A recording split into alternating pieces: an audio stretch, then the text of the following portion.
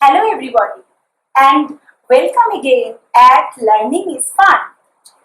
Our today's topic is about the parts of the sentences. Before we start, let's see some example first. Here, this is the picture of a park and two girls are there and they are talking about something. What they talking?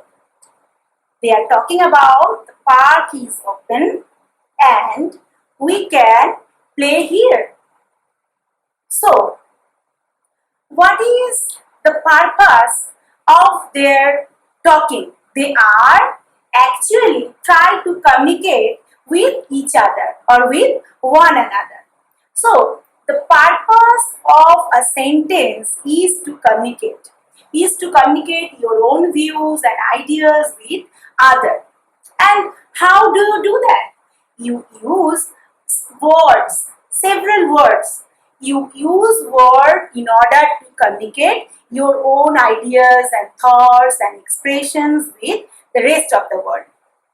And when it is a sentence, in a sentence you find these words. For example, in this example here you find John plays football every day. This sentence is nothing but a combination of some words. So, then what do you say a sentence is? A sentence is a combination of words that makes complete sense. So, when you use so many words and you put a proper combination to them, you have to tell that, and of course they complete a sense. It means it is a sentence. And each and every sentences, there are basic parts. The basic structure of English sentences comprise of 4 parts. What are that? They are subject, predicate, object and complement. In this video, I am going to talk about subject and predicate. Let's see more example first. Here, my friends have many books in the bag. My little brother, likes to ride a bicycle. My friend Dan doesn't like to eat salad. Ronit's birthday is in May. Ariel goes to school 7:30. Here in all these examples, we find that I have divided the sentences into 2 parts. Now, these 2 parts are the subject parts and the predicate parts. Now, first we talk about the subject parts. A subject always tells who or what the sentence is about. That is, who do the action is the subject of a sentence. For example, if you remember the previous example, my little brother likes to ride a bike. Here you find who likes? My little brother. That is, the subject is my little brother. And the rest of the sentence, likes to ride a bike, is the predicate part. Why it is a predicate part? Because a predicate tells what the subject is or does. Now, see more examples. The mouse likes to eat cookies and milk. That is, who or what is the sentence about? This is, if you ask who or what, the answer should be the mouse. So, the mouse is the subject of this sentence.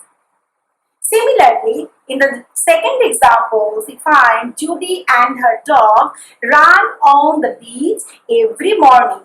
Who do the action? Who is the doer? That is Judy and her dog. So, the subject is Judy and her dog. Now, come to the predicate part of a sentence. What the subject is or does is the predicate. For example, you find that examples here. I want a new car. Here, the subject is I because I do or is the sentence is about me. And what do I want? I want a new car. So what I want is the predicate of that sentence. So predicate part is want a new car. Then what is a predicate then? A predicate tells what the subject of a sentence does or is. And very interestingly, the predicates must begin with a verb. It may be a linking verb or it may be an action verb. Let's see more examples. My family goes on a hike. Here you find subject is my family and goes on a hike is the action part. Actual action verb is there and the predicate starts with that action verb. Here more examples. Now comes to the point, what is the difference between them, the linking verb and action verb. Here you find there a predicate can be begins. Predicate can begin with either a linking verb or an action verb. A linking verb doesn't show any action. It just provides a link between the action verb and the subject. Okay, so am, is, are, was, were are the linking verb. Here you find examples.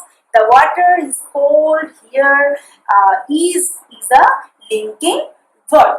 And what is an action verb? Action verb always shows action. For example, the children smiled at the camera. Here you can imagine what the children are doing, that is they are smiling. This is their action and the predicate part begins with the action verb. Now, here are the more examples and this is a task also for you. You can make several sentences using the subject part and predicate part. Here the subject who or what, that means the subject can be a noun or a pronoun, that is a musician, player, he, playground, lake, jacket, all these are either subject or either noun or pronoun, they may be subject. Okay, they must be subject. When you are using subject, it must be either noun or pronoun. But look at the predicate part. Predicate part always begins with an verb. What is that? Either it may be an action verb or it is a linking verb. For example, play, struggle, flapping, these are action verb and was, were, am are linking verb. Then now let's see more examples. The talented musician played the violin. Here you find talented musician is the subject, whereas the predicate part is played the violin and the predicate begins with an action verb. And here he is holding a blue umbrella. Here you find he is a subject and is holding a blue umbrella. This is the predicate part and the predicate part begins with what? Of course a linking part because is a linking verb. Now here more examples for you. The kids are eating lunch. In this sentence you find the kids the subject. Why subject? I have told you, tells who or what the sentence is about. Understand? Because why do you say it's subject? Because it tells who or what the sentence is about. And remember this, the subject must be either noun or a pronoun. And the predicate part is are eating lunch. That tells what the subject is or does. And it begins with a verb, and in these examples are eating lunch, the predicate part begins with a linking verb. Now the count, another important point. I have told you subject and predicate, but you know that there is an object. So what is an object? If you see the example, you can understand easily. What is this? This is the hero rescued the crowd. The subject, of course, the doer of action, you know it. And the predicate, the word that mentions the action, what is that? That is rescued. And the crowd, the things on which the doers act. You understand this? So, subject is the doer of action, predicate begins the word, mention an action, and object is the thing on which the doer acts. And you can say that both subject and object, they are always begin is either noun or pronoun. Remember this, subject and object, they may be either noun or pronoun. But what about pronoun? Predicate, sorry, what about predicate? Predicate always begins with a verb. It may be a linking verb or it may be a action verb.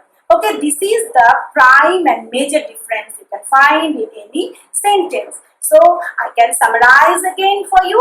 That is, subject and object, they may be either noun or pronoun, but a predicate always begins with a verb. And the other thing is that the subject is the doer of action and predicate mention the word that mentions that action. Okay, obviously this must be a verb, and the object is that the things on which the doer acts. Now see more examples about subject and predicate. The dog barks at the cat. Here the dog is the subject and barks at the cat is the predicate part, where predicate begins with an what? Of course, action verb. And Mr. Smith is my teacher. Here Mr. Smith is a subject and is my teacher is predicate, where the predicate begins with, of course, a linking verb. Joe and Bob played at recess. Here Joe and Bob is the subject and played at recess is a predicate part, where predicate begins with an action verb. And our family went on vacations. Here also our family is subject and went on vacation is a predicate part, and the predicate begins with an action verb. And this is all about for today. No more today. Thank you for listening. See you. Bye bye.